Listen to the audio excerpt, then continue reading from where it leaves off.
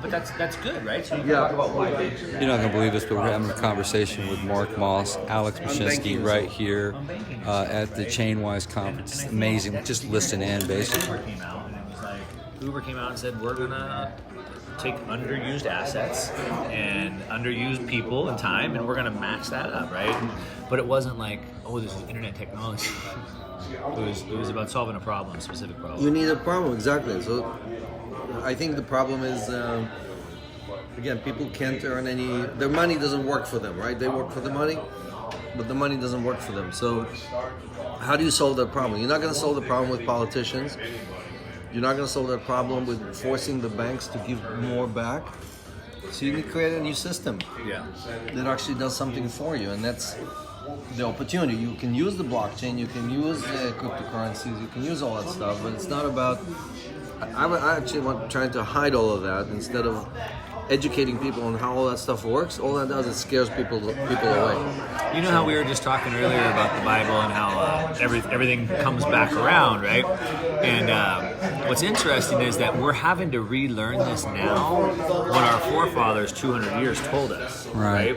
So, you know, Thomas Jefferson wrote extensively about the danger of central banks and the danger of what they would do if they got control of an economy. So they knew back then, and they told us, they put it in writing, but yet we have to relive it again today. It's interesting. Right. Even 100 years ago, Henry Ford was said, if the average person knew how the banking system worked, there would be a revolution overnight.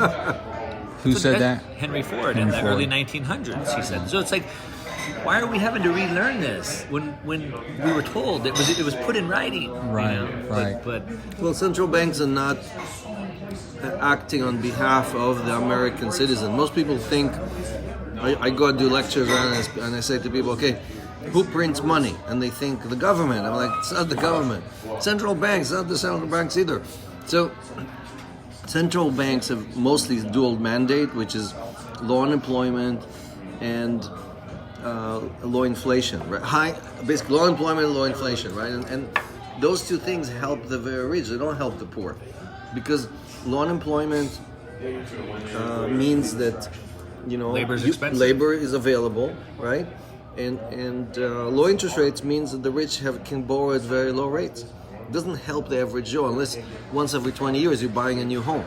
So we think that central banks are here to help the average person, the average Joe who's working, 2 jobs and barely paying his bills, but it doesn't do any of those things. well, and the whole premise of it is wrong, and this is where you start to get into like thoughts of like economics, and this is where Austrian economics differs from conventional economics. Is they say, what is a market?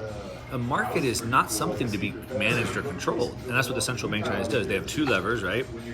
Money supply and inflation and interest rates, and they're trying to manage a market. But Austrian economics says we can't manage a market because a market is made out of billions of people, and every single one has their own desires. And what may look irrational is rational to you. Right. So I might just go sell everything tomorrow. That looks super irrational, but maybe I had a reason for that. And so that's why the free market moves. The market moves. It breathes. It lives. It's not something to be managed. 4 people or 12 banks, 12 people can't manage this billion people. Well, look, capitalism is just another experiment, right? I mean, No. we think that capitalism solves all the Capitalism problems. is not an experiment. Capitalism is, I think, innate. I think we're born with capitalism. I'm not sure about that. Capitalism is taking capital and having the choice of what to do with it. That's all capitalism is. Well, you'd agree with me that capitalism doesn't work for most Americans, right? No? You wouldn't agree? How would it not work? There has never been higher concentration in history than the concentration of wealth right now in the United States of America. Right now. This is capitalism. No. Capitalism leads you to where we are today. You just said that central banks are printing money and then giving it to their friends. That's not capitalism. Capitalism is a free market. I know. So let's get rid of the word capitalism. Do we have a free market today? Are the markets free? They're manipulated. They're not free. Right? They're controlled. We just said the central banks control the market. Right. The bank, so we don't have a free market. So we can get rid of the word capitalism and say, do we have a free market? And the answer is no. we have crony capitalism, we have corporatism, we have Amazon, who's gotten Well, we have so concentration. big. Yeah, we have But- a very high concentration But of wealth. Amazon's Right. gotten so big because the government has helped them get big. So it's this corporatism, right? This crony capitalism where the government and corporates work together. Because what would happen is in a true free market, someone would only choose whoever can give them the best service at the best price and the best product. And what happens is eventually you get so big, it's hard to pivot. And a small player can come up and offer We better. had that before. We had the robber barons. We had all these. We had these waves in which very few people get to control a very large chunk of the economy, problem and then the is- government comes, breaks it down. The Right? problem is we have the Sherman Act and all that stuff.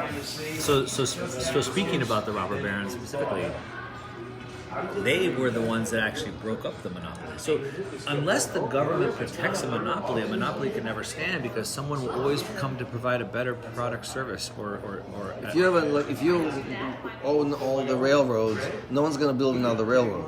Okay, If you own so the story. if you have all the steel mills like Carnegie had, So let's talk about it. So one of the So- robber barons, Vanderbilt. So Vanderbilt got his start. Cornelius Vanderbilt got his start because in New York there was a ferry from New Jersey to New York, there were no bridges. And This is before all the bridges. and the government only allowed the one company to operate ferries. And they were slow, they provided poor service, and they were expensive. And Vanderbilt was kind of like a pirate. And he said, I'm going to start doing a ferry service for cheaper and faster. And he was on the seas, or not the seas, but the river, delivering people from New York to New Jersey, evading capture as an outlaw.